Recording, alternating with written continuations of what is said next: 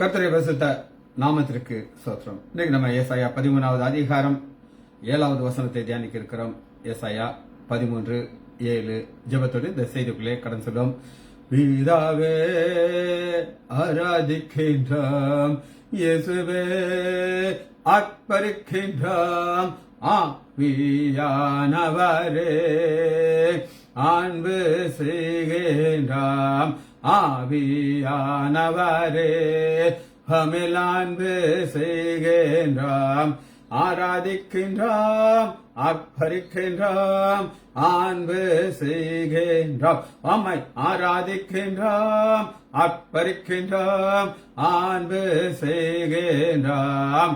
பரிசுத்தர் பரிசுத்தரே பரலோக ராஜாவே, பரிசுத்தர் பரிசுத்தரே பரலோக ராஜாவே, எப்போதும் இருப்பவரே இன்மேலும் வருபவரே, எப்போதும் இருப்பவரே ஐயா இன்மேலும் வருபவரே, ஓபரபரா ஓபிரபரா பராரி பரபரா ஓபரா ரிகா ஓபரா பரா ரிகா ஓபரா ஓபரபா ஓபரபரா ரிகரகா ரிகரகரா.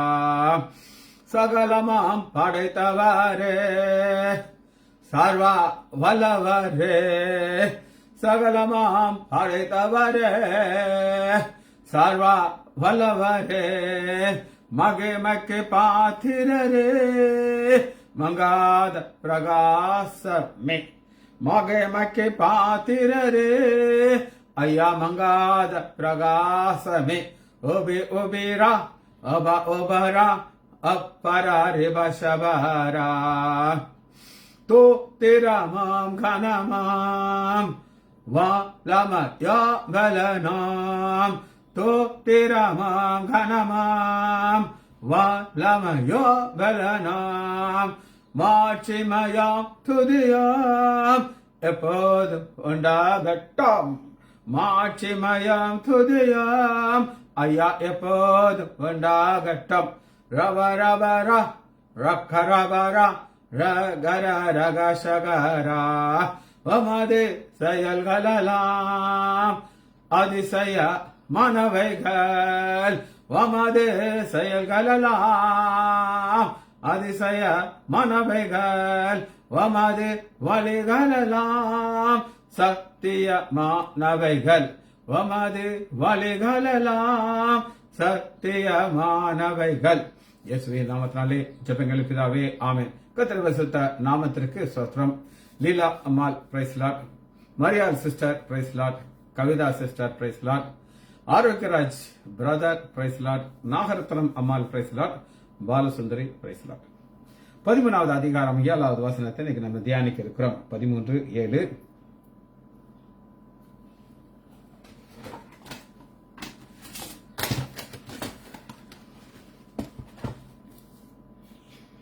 ஆதலால் எல்லா கைகளும் நெகிழ்ந்து எல்லா மனுஷனுடைய இருதயமும் கரைந்து போகும். சரி, இது என்னன்னு நாம பார்க்க இருக்கிறோம். எல்லா ஆல் ரைட், எல்லாம்னா ஆல்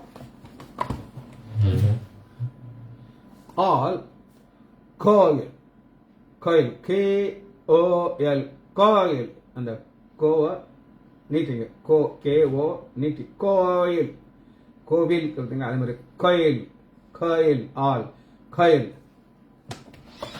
எல்லா. இந்த எல்லா இருதயமும் கரைந்து போறத நம்ம எங்க பார்க்கலாம் அப்படின்னு கேட்டீங்கன்னா, யாத்ராகமம் 29வது அதிகாரம்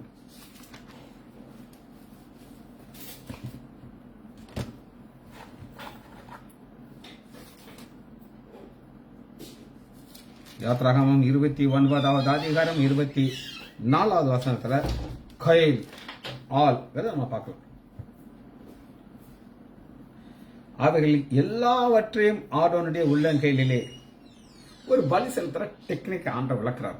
பலி செலுத்தும் போது ஆரோன் பிளஸ் ஆரோனுடைய சந்ததிகள் ஆண் பிள்ளைகளுக்கு ஒரு கட்டளை எல்லாம் ஆல் இந்த கோயில் இங்கதான் கரெக்ட். இந்த கோயில் வார்த்தைங்கிறது இதுல ஃபிட் ஆகுது. எல்லாவற்றையும் எடுத்து 25 பின்பு அவர்கள் கையிலிருந்து எடுத்து எல்லாவற்றையும் எடுத்து பலிபீடத்திலே வைக்கும். இது நம்பர் 1. ஆனா முதல் முறையாக இது எங்க வருது? ஃபர்ஸ்ட் எல்லாம்ங்கிறது இது ஒரு இன்டைரக்டாக வருதுன்னு நான் சொல்றேன். எல்லாங்கிறத இங்க பார்க்கறாப்புல டைரக்ட் கிடையாது. ஆனா அதுவும் கோயில் சேம் வார்த்தை தான். இது ஒரு பெரிய ரகசியத்தை நான் உங்களுக்கு ஏற்கனவே சொல்லியிருக்கிறேன். ஆதியாகமம் 6வது அதிகாரம் 2வது மனுஷகுமாரர் தேவகுமாரர் மனுஷகுமார்த்திகளை அதிக சௌந்தரியம் என்று கண்டு. சௌந்தரியம் எல்லாரும் அழகா இருக்காங்க. தேவனை இது யார் அப்படின்னு நீங்க கேட்டீங்கன்னா ஒரு கான்ட்ரோவர்ஷியலான ஒரு சப்ஜெக்ட் இது. இவங்க என்ன சொல்றாங்க அப்படின்னு கேட்டீங்கன்னா மனுஷர் 6:1 நான் உங்களுக்கு வாசிக்கிறேன். மனுஷர் பூமியின் மேல் பெருகி துவங்கும்போது அவர்களுடைய குமார்த்திகள் பெறும்போது குமார்த்திகள் பெண் பிள்ளைகள் பிறக்கிறாங்க. தேவ குமாரர் மனுஷ குமார்த்திகளை அதிக சௌந்தரியம் என்று கண்டு அவர்களுக்குள்ளே தங்களுக்கு பெண் கொள்வது. அப்பொழுது கர்த்தர் என் ஆவி மனுஷனோடு போராடுதல். பாருங்க 4 அந்நாட்களிலே ராட்சசர் பூமியிலே இருந்தார். ராட்சசர்கள்ங்கிறது இது கிரேக்க வார்த்தைன்னா நெஸ்லிம் அப்படின்னு. நெஸ்லிம் ஹைட்டு கூட. இவங்க ராட்சசர்கள்னா அந்த சினிமாவில் வர்றாங்க பார்த்தீங்களா, அவங்க கிடையாது. அந்த கோலியாத் மாதிரி பிக் சைஸ் பீப்புள் பூமியில் இருந்தார்கள். பின்பு தேவகுமாரர் மனுஷகுமாரத்திலோடு சேருவதனாலே இவர்கள் பிள்ளைகள் பெற்றும்போது இது என்னன்றதை நம்ம பார்க்க போகிறோம். ரைட். பைபிள்ல முதல் முறையாக ஒரு கூட்டம் பாவிகளாக மாறுறாங்க. அது யார் அப்படின்னு கேட்டீங்கன்னா 4வது அதிகாரம் தேவ சமூகத்தை விட்டு காயின் புறப்பட்டு போகிறான். அவன் ஒரு பக்கம் டெவலப் ஆகிட்டே இருக்கிறாங்க, வளர்ந்து கொண்டு ஸ்ட்ரென்த் கூட்டிக்கிட்டே இருக்கு. ஆனா ஆண்டவர் ஒரு தேவனை ஆராதிக்கிற ஒரு கூட்டத்தை காட்டுகிறார். 4வது அதிகாரம் 26வது பார்த்தீங்கன்னா சேத்துக்கு ஒரு குமாரன் பிறந்தான், அவன் ஏனோஸ் என்று பெயரிட்டான். அப்பொழுது மனுஷர் கர்த்தருடைய நாமத்தை தொழுது. இந்த மனுஷரை தான் மனுஷகுமாரர் குமார்த்தை. ஒரு கூட்டம் ஆண்டவரை தொழுது கொண்டிருக்காங்க, இன்னொரு கூட்டம் உலக மக்கள். இந்த ஆண்டோடைய தொழுது கொள்ளுகிற பிள்ளைகளை பார்க்கும்போது இந்த ஜாயிண்டா இருக்கிறவங்களுக்கு ஒரு ஆசை வருது, உங்களை நம்ம திருமணம் செய்து கொள்ளணும் அப்படின்னு சொல்லி. இதுதான் இதனுடைய எல்லாம். அதாவது அங்க இருக்கிற எல்லாரும் அழகா இருக்காங்க, பியூட்டிஃபுல். இது ஆண்டோடைய கிருபை. சரி, இன்னொரு வார்த்தை வாசிக்கணும். ஆதியாகமம் 9வது அதிகாரம் 19 இவ்வூவரும் நோவாவுடைய குமாரர், இவர்களாலே பூமி எங்கும் ஜனங்கள், பூமி எல்லாம் பரவுறது இந்த 3ல இருந்து. சில நேரம் நம்ம நினைப்போம் இது முடியுமா, எப்படி 3 பேர்ல இருந்து இவ்வளவு வருவாங்கன்னு சொல்லி. உங்களுக்கு நான் ஒரு முறை சொல்லியிருக்கிறேன், சில வருஷத்துக்கு முன்னாடி, என்னுடைய அண்ணன் குற்றாலத்தில் லைசாண்டர் ஃபேமிலி ரீயூனியன் அப்படின்னு ஒரு ப்ரோக்ராம் வச்சார். அதில் யார் அலவுட் அப்படின்னு கேட்டிங்கன்னா, நாங்கள் எங்கள் அம்மா அப்பாவுக்கு பிறந்த 5 பிள்ளைகள், 3 பசங்க, 2 பிள்ளைகள், அவருடைய மனைவி, அவருடைய பிள்ளைகள், அவ்வளோதான். பெண் பிள்ளைகள் தான் மருமகள். இதுக்கு அங்கிட்டு இந்த சம்பந்தி கிமந்தியெல்லாம் கிடையாது. இவ்வளவு பேரும் நாங்கள் இருக்கிறோம். நிஜு தங்கச்சி பையன், எல்லாருக்கும் ஒரு சிவப்பு கலர் ஆம்பளை பொம்பளை எல்லாருக்கும் ஒரு சிவப்பு கலர் டிஷர்ட் வாங்கி கொடுத்தான். அதில் வந்து ரீயூனியன் சொல்லி ஒரு எழுதி கொடுத்துருந்தான். பார்த்தா ஸ்விம்மிங் பூல் ஃபுல்லாக இருக்குது. சமயக்காரில் கொடுத்து சாப்பாடு ஜெய் ஜெய் ஜெய் ஜெய்னு நடந்துச்சு. அப்போ லைசாண்டுங்கிற ஒருத்தர் இதுக்கு பிறந்த 5 பிள்ளைகள் இவ்வளோ நடந்து போச்சு. அப்போ 3 சந்ததி மூலமாக பூமி எங்கும் நிரம்ப நம்ம விட்டுக்கொள்றோம். சரி, ஒரு வார்த்தையை பார்த்து இதை முடிக்க போகிறோம். எடுத்துக்கொள்ளுமா? 2 ராஜாக்கள் எடுத்துக்கொள்ளுங்கள். 23வது அதிகாரம் 2 ராஜாக்கள் 23:2. ராஜாவும் அவனோடு யூதாவில் மனுஷர்கள் யாவரும், எருசலேம் பணிகள் அனைவரும், ஆல். சரி, 2வது ஒரு வார்த்தையை பார்க்க போறோம். அது என்ன அப்படின்னு கேட்டீங்கன்னா 13வது அதிகாரம் 7வது வசனத்துல, அதால் எல்லா கைகளும் நெகிழ்ந்து கரைந்து, நெகிழ்ந்து கரைந்துகிறதுக்கு மெல்ட் இங்கிலீஷ்ல. இது ஒரு கிரேக்க வார்த்தை, எக்லியோ. எக்லியோ கிரேக்க வார்த்தை. பாப்போமா? ஃபெயிண்ட், எக்லியோ, EKL U O மேல ஒரு எக்லியோ. எக்லியோ, இந்த எக்லியோங்கிறது ஒருத்தருக்கு மயக்கம் வந்தது. மயக்கம் பல காரணத்துல வரும், பல காரணத்துல மயக்கம் வரும்.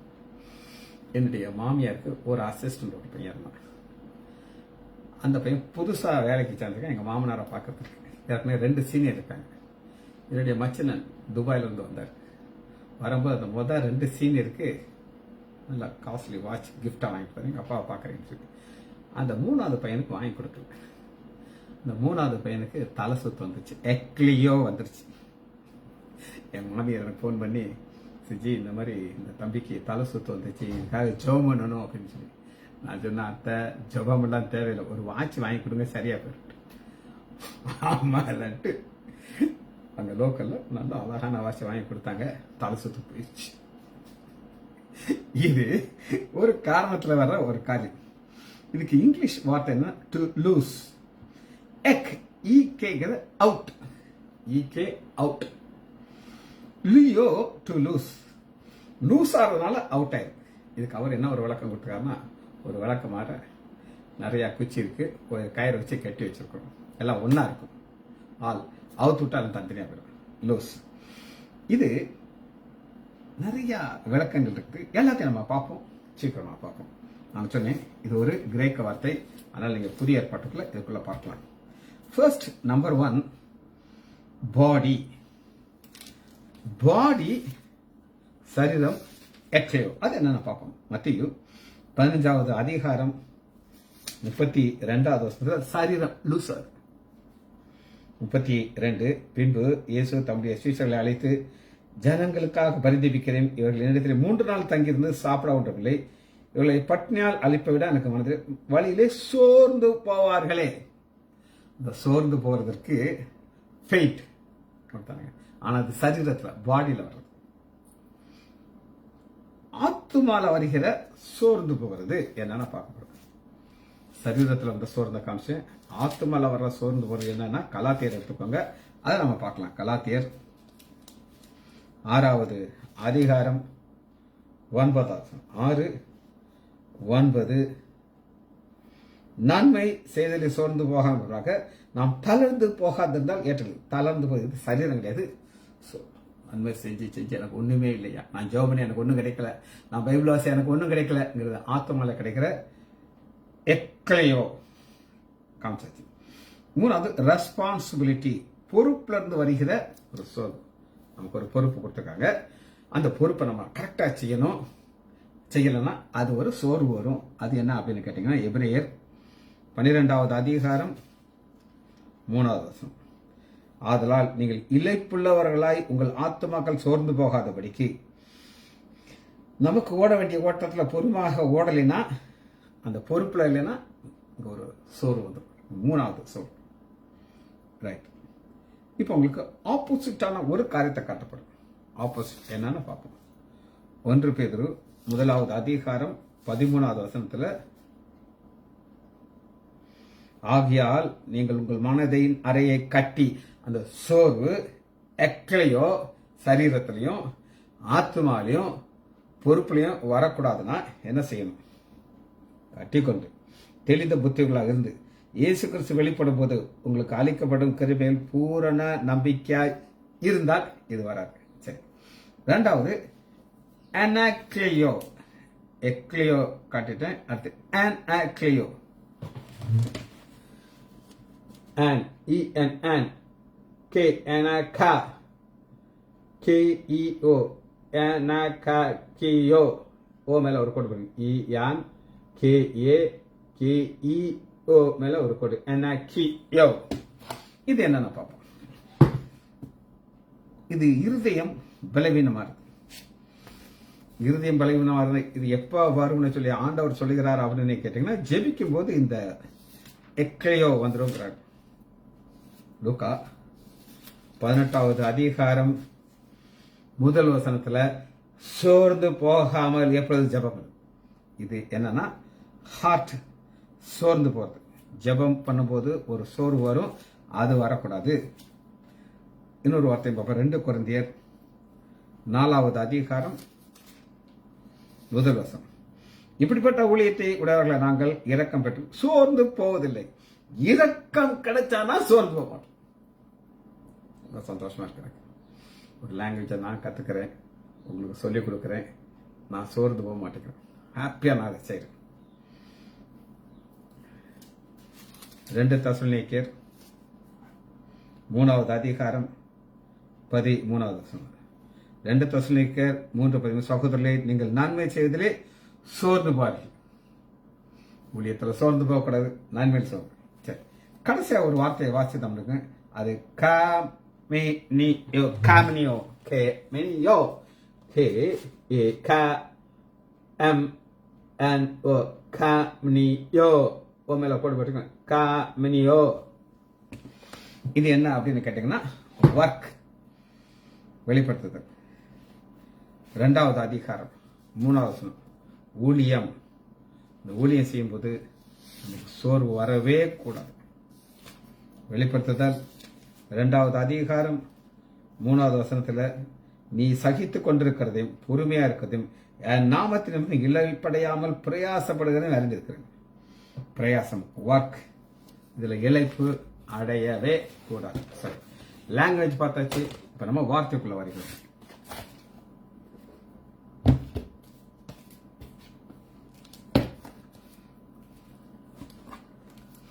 ஃபர்ஸ்ட், எல்லா.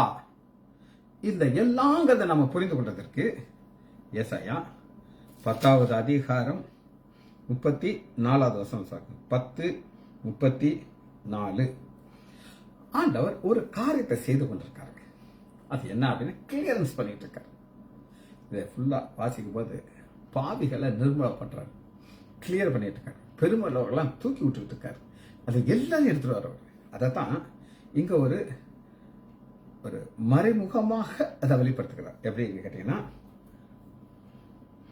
காட்டின் அடர்த்தியை கோடாரியினாலே வெற்றி போடுவார், மகத்துவமானவராலே லிபனோன். மகத்துவமானவர். 33. இதோ சேனைகளின் கர்த்தராகிய ஆண்டவர் தோப்புக்களை பயங்கரமாக வெட்டுவார், ஓங்கி வளர்ந்தகளை வெட்டி மேற்றினாலே தாழ்த்தும். இந்த பெருமை உள்ளவர்களுக்கு ஆண்டவர் எதிர்த்து நிற்கிறார் ஒரு கான்செப்டை நம்ம புரிஞ்சாதான் இது என்ன நமக்கு புரியும். சரி, இதுதான் கான்செப்ட். இதுல செய்யற மகத்துவமானவர். இது என்னைக்கு நடக்குங்கிறத இப்ப நம்ம வசனத்தை வாசிச்சோம். இந்த வசனத்தை திரும்ப நம்ம வாசிப்போம். 13வது அதிகாரம் 7வது வசனம் 6வது வசனத்தை வாசித்தா இது புரியும். 6 பாருங்க. கர்த்தரின் நாள் சமீபமா இருக்கிறது. அந்த சமீபமா இருக்கும் பொழுது எல்லாருடைய கைகளும் நெகிழ்ந்து மனிதனுடைய கரைந்து போகும். சரி, இத கர்த்தருடைய நாள்ங்கிறத பார்ப்போம். 10வது அதிகாரம் 3வது வசனத்துல இது ஏற்கனவே நம்ம பார்த்திருக்கோம். திரும்ப அதை வாசிப்போம். ஏசாயா 10:3. விசாரிப்பின் நாளிலே, தூரத்திலிருந்து வரும் பால் கிடைப்பின் நாளிலே நீங்கள் என்ன செய்வீர்கள்? உதவி பெறும்படி யாரிடத்தில் வருவீர்கள்? உங்கள் மகிமையை எங்கே வைப்பீர்கள்? இந்த கேள்வியை கேட்டுட்டு வந்துருச்சா உங்களுக்கு கையெல்லாம் ஆடி வரும், இருதையும் கரைஞ்சி வரும். அதனால கேர்ஃபுல்லா இருக்கணும் அப்படின்னு ஆண்டவர் எச்சரிக்கை கொடுத்துட்டார்.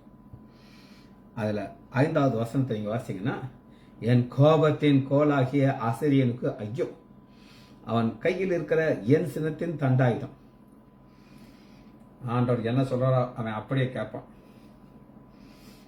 இவன் வர்றான உடனே இவனுடைய கை காலெல்லாம் ஆடு, இருதையும் கரைஞ்சு போகுது. சரி, 37:26 இது காட்ஸ் பிளான். ஏசாயா 37:26. நான் வெகு காலத்திற்கு முன் அதை ஞானித்தேன், பூர்வ நாட்கள் முதல் அதை திட்டம் பண்ணினேன் என்பதை நீ கேட்டதில்லையோ? இப்பொழுது நீ அரணான பட்டணங்களையும் பாலான வீடுகளையும் நானே அதை சம்பவிக்க பண்ணேன். இந்த பெரும்பாலும் ஆண்டவர் எதிர்த்து நிற்கிறார். பெரிய ஆட்சி பாபிலோன். ராஜா சொல்றாரு, ஏன் மகிமைக்காக நான் கட்டின பாபிலோன் அல்ல. இவ்வளவுதான் முடிஞ்சிருச்சு. அடிச்சு மனுஷனை ஒரு மிருகமாக்கி தள்ளி விட்டார். இது அன்றைக்கு பிடிக்காத ஒரு காரியம். God's plan. 51வது அதிகாரம் எடுத்துக்கொள்ளும். ஏசாயா 51:20. உன் குமாரர் மூர்ச்சி அடைந்து விழுந்தார்கள். ஃபெயிண்ட். குமாரர்கள். ஏன் குமாரர்கள்னா இவங்க பெரிய ஒரு ராஜ வம்சத்துல இருக்கிற பசங்க. இவங்களுக்கு எல்லா வசதியும் இருக்குது. ஆனா அப்பா அடி வாங்குறாரு. கண்ணுக்கு முன்னாடி அவங்களுடைய சம்பாத்தியம் எல்லாம் போய்கிட்டு இருக்குது. மூச்சாகி கீழே விழுறாங்க பசங்க. விழுந்தார்கள். அவர்கள் வலையிலே சிக்குண்ட கலைமான் போல எல்லா வீதியினைகளும் கர்த்தருடைய உக்கிரத்தினாலும் தேவனுடைய கண்டித்தினாலும் நிறைந்தவர்கள கிடக்குறாங்க. கீழே கிடக்குறாங்க, தரையில கிடக்குறாங்க. கண்ணால பார்த்துருக்கீங்க. பெரிய ஒரு கோடீஸ்வரன், ரொம்ப க்ளோஸ். 2 பசங்க. அழகுன்னா அழகு, அப்படி அழகு. 2 பேரும் பேஸ்கெட் விளையாடுவாங்க. இவனும் நல்லா டாலா ஃபேரா இருப்பான். 3 பேர் ஒன்னா போய் விளையாடுவாங்க. எல்லா பசங்களும் சொல்லுவாங்க, டே 3 பேர் ஒன்னா போகாதீங்கன்னா கண்ணு பற்றும் அப்படின்னு சொல்லி. கடைசியில் பிசினஸ் கீழே விழுந்துச்சு. விழுந்த உடனே 2 பசங்களும் அப்பா விட்டு பிச்சுக்கிட்டு ஓடிட்டாங்க. அப்பாவுக்கு நெஞ்சு பிபி கூட்டிட்டு, ஹை பிபி. எங்கள் ஹாஸ்பிட்டல் வந்து படுத்திருக்காரு. அவளாட்டு காத்துட்டு இருக்கிறது ஏதாவது ஒரு பையனாவது வருவானாட்டு. ஒரு பேர் வரல. இங்கே ஆப்போசிட் பசங்க எல்லாம் மயங்கி விடணும். ஆனால் இவனுக்கு செதறி ஓடி போயிட்டாங்க. சந்ததிக்கு வருகிற சாபம் இது. பாபிலோன் ராஜாவுக்கு ஆண்டவர் ஒரு காரியத்தை செய்யறாரு. அதனாலதான் இவ்வளவு பிரச்சனை வந்தது. பாபிலோன் ராஜாவுக்கு அவர் என்ன செய்தார்னு சொல்லி எரேமியா 50வது அதிகாரம் 43வது வசனம். 50:43. அவர்கள் வருகிற செய்தியை பாபிலோன் ராஜா கேட்கலே அவன் கைகள் தளரும். பாபிலோன் ராஜா பவர்ஃபுல்லா இருக்காரு. ஆனா இப்ப அவரோட வல்லமையான ஒரு காரியத்தை ஆண்டவர் கொண்டாடுறாரு. இப்ப இவர் ராஜாவுடைய எல்லாம் என்ன நடக்குன்னு பார்க்க போறோம். அவன் கைகள் தளரும். இடுக்கமும் பிரசவ வேதனைப்படுவர்களுக்கு உண்டாகும் வேதனை போல வேதனை அவனை பிடிக்கும். இதோ புரண்டு ஓடுகிற யோர்தான் என்று சிங்கத்தை போல பலவனுடைய தாபரத்திற்கு விரோதமாக வருகிறான். அவன் அங்கே சடுதியிலே ஓடி வர பண்ணுவேன். நான் அவனுக்கு விரோதமாக கட்டளையிட்டு அவனை தெரிந்து கொண்டவன் யார்? எனக்கு சமமானவன் யார்? எனக்கு திடம் சொல்லுகிற யார்? எனக்கு முன்பாக நிற்கிறவங்க எல்லாம் நீ சொன்னே இல்லை. இப்போ கொண்டாரு அவன் வரும்போது உன் கை காலெல்லாம் ஆடின்னு ஆண்டர் சொல்லுங்க. எசேக்கியேல் என்ன சொல்றாங்க? எசேக்கியேல் 7வது அதிகாரம் 17வது. எசேக்கியேலுடைய ஒரு தீர்க்க தரிசனத்தை நாம் பார்க்கணும்.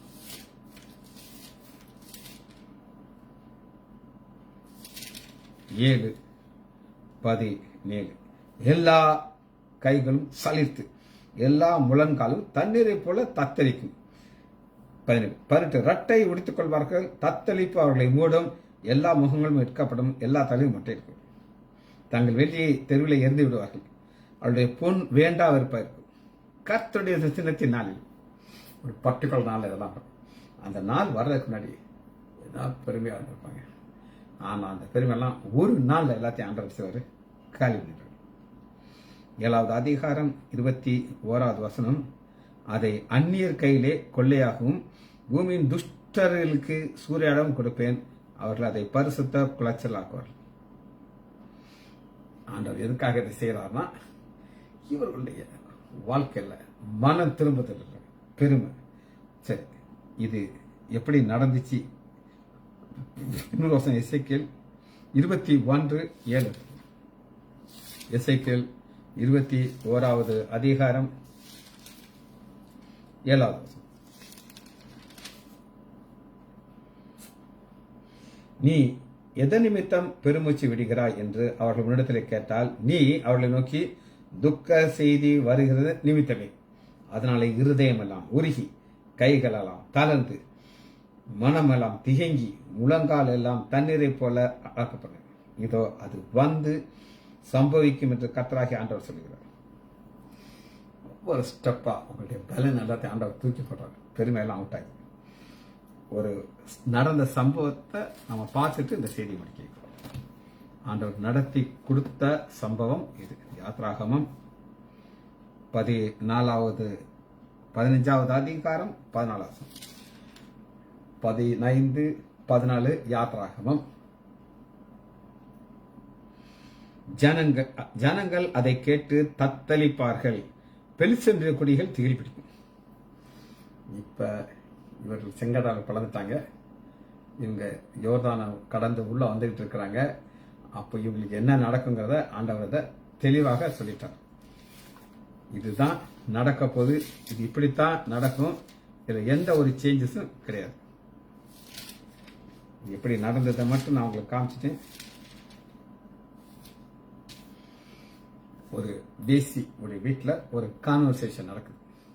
ராஹாப் வேசி அவர்கள் அந்த கடந்து வந்துட்டாங்க. பாத்தீங்களா, யாத்ராகமம் 15வது அதிகாரத்தில் சொன்ன தீர்க்கதரிசனமான சொன்ன வாசம் இங்க நிறைவேற்றாங்க. 2:10 நீங்கள் எகிப்தில் இருந்து புறப்பட்டது போது கர்த்தர் உங்களுக்கு முன்பாக சிவந்த சமுத்திரத்தை வற்றி போக பண்ணினதையும் நீங்கள் யோர்தானுக்கு அப்புறத்திலே சங்காரம் பண்ணின ஏமோரின் 2 ராஜாக்களும் சீகம் செய்ததை நாங்கள் கேள்விப்பட்டோம். நியூஸ் எங்க காதுக்கு வந்துச்சு. கேள்விப்பட்ட போது எங்கள் இருதயம் கரைந்து போயிட்டு, உங்களால எல்லாருடைய தைரியமும் அற்று போயிட்டு. இதத்தான் இந்த வசனத்தில் பார்க்கிறோம் 13:7. ஆதலால் சம்பவத்தை வச்சு, ஆதலால் எல்லா கைகளும் நெகிழ்ந்து எல்லா மனுஷனுடைய இருதயமும் கரைந்து போகும். ஜெயிச்ச முடிப்போமா? மகா இரக்கமும் கிருபையுமுள்ள பிதாவே, துதிக்கிறோம் ஐயா. நன்றி உள்ள இருதயத்தோடு உங்களுடைய திரு சமூகம் வருகிறோம் ஐயா. உங்களுடைய வார்த்தைகள் எவ்வளவு உண்மையும் சத்தியமானவர்கள் ஐயா. பிள்ளைகள் ஒவ்வொரு வரையும் ஆண்டவராகிய இயேசு கிறிஸ்துவின் நாமத்தினாலே ஆசீர்வதிக்கிறேன். இயேசுவின் நாமத்தினால் ஜெபங்கள் பிதாவே. ஆமேன், ஆமேன், ஆமேன்.